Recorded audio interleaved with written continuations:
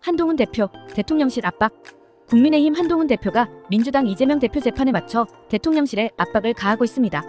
김건희 여사 문제를 해결하자고 하면서 특별감찰관을 추천하겠다고 했지만 같은 당 추경호 원내대표가 그건 우리 할 일이야 라며 막고 있습니다. 같은 팀인데도 손발이 따로 노는 거 보니 누가 더 힘센지 궁금하네.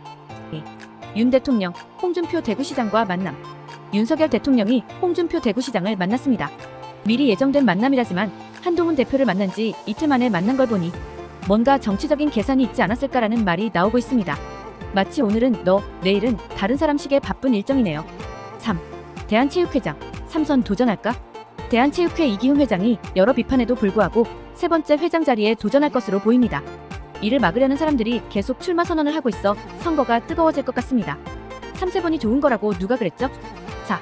트럼프, 관세 전쟁 예고. 트럼프 전 미국 대통령이 관세를 높이겠다고 다시 한번 약속했습니다. 전문가들은 이런 관세 전쟁이 일어나면 물가가 오르고 경제가 나빠질 거라고 걱정하고 있습니다. 관세가 아름답다니 경제는 안 아름다워질 텐데요. 5. 북한 군인, 러시아로 파병. 미국이 북한이 러시아에 군인을 보냈다고 처음으로 확인했습니다. 최소 3,000명의 병력이 러시아에 간 것으로 보고 있으며 나토도 이를 인정했습니다. 북한, 러시아의 파병이라니 이건 진짜 국제적인 꼬여버린 상황이네요. 6. 독일, 북한 대사관 초치. 독일이 북한군의 러시아 파병에 대해 북한 대사관 관계자를 불러 문제를 제기했습니다.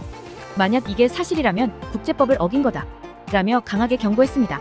독일이 강하게 나서면 북한이 어떤 대답을 할지 궁금하네요. 7. 군대에서 SNS 생중계. 현역 군인으로 추정되는 남성이 군대 내 생활관에서 SNS 라이브 방송을 해서 논란이 되고 있습니다. 군대 내부를 전 세계에 생중계한 셈이라서 네티즌들이 부정적인 반응을 보이고 있습니다. 군대도 이제는 SNS 시대. 보안은 잊은 모양이네요. 8. 내시경 관리부실, 건강검진기관 600곳. 내시경 검사가 매년 늘고 있는데 이를 제대로 관리하지 못한 건강검진기관이 무려 600곳이나 된다고 합니다. 기구를 제대로 소독하지 않거나 일회용 기구를 재사용한 곳도 많았습니다. 내시경 검사 받고 건강해질 줄 알았는데 더 걱정만 생기겠네요. 9. 독서 모임, 이성교제나 포교주의보. 한강 소설 읽자는 독서 모임이 인기인데 알고 보니 이성교제나 종교 포교를 목적으로 한 모임도 있다네요. 익명성 때문에 이런 일이 벌어지는 거라고 합니다. 책 읽으러 갔다가 다른 이야기를 듣게 될 줄이야. 책보다 헷갈리네요. 10. 남녀공학으로 전환하는 학교들. 저출산으로 학생 수가 급격히 줄면서 남고나 여고가 남녀공학으로 바뀌고 있습니다. 올해 학생 수는 10년 전에 비해 200만 명 넘게 줄었기 때문입니다. 학생 수가 줄어드니 학교들도 이제 공동체가 되어야 하는군요. 11. 은행 예적금 금리 인하, 대출 금리는 상승. 은행들이 예금과 적금 금리는 낮추고 대출 금리는 계속 올리고 있습니다. 사람들이 은행이 이익만 챙긴다고 불만을 표하고 있네요. 이익은 은행이 챙기고 부담은 고객이. 이래서야 누가 은행을 좋아할까요? 12. 대구에서 미래혁신기술 박람회 개막. 대구에서 자동차 로봇, 정보통신 등 신기술을 다 모은 박람회가 열렸습니다. 이번 박람회는 기존의 여러 엑스포를 합쳐서 규모가 아주 커졌다고 하네요. 미래 기술을 보러 대구로.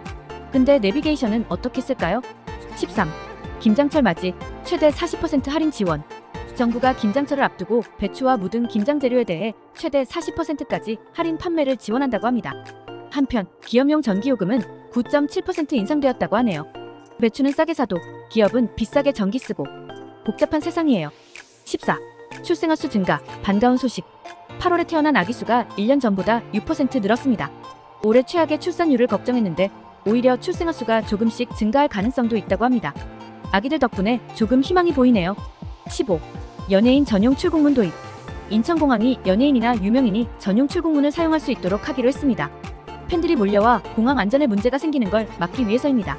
연예인도 이젠 공항에서 사생활 보호 좀 해주세요 하는 시대가 왔네요. 16. 아파트 노래, 1억 뷰 돌파. 블랙핑크 로제와 미국 가수 브루노 마스가 함께 부른 아파트라는 노래가 뮤직비디오 공개. 5일 만에 1억 뷰를 넘겼습니다. 한국의 아파트 문화를 담은 노래로 세계적인 인기를 끌고 있습니다. 아파트가 이젠 글로벌 히트송이라니 진짜 세계화가 이런 건가요? 17. 프로야구 한국 시리즈, KIA 우승 확률 90%. KIA가 삼성을 상대로 한국 시리즈 1, 2차전을 모두 이겼습니다. 한국 시리즈에서 1, 2차전을 모두 이긴 팀이 90%의 확률로 우승한다고 하네요. 3차전은 내일 대구에서 열립니다. 삼성이 이기려면 진짜 기적이 필요할지도 모르겠네요. 18. 오늘 날씨, 출근길 추위주의. 오늘 아침 기온이 어제보다 39도 더 낮아져 추운 날씨가 예상됩니다. 서울 아침 최저기온은 7.5도까지 떨어졌다고 하니 옷 따뜻하게 입으셔야겠네요. 가을이 슬슬 떠나고 겨울이 오려는 건가요?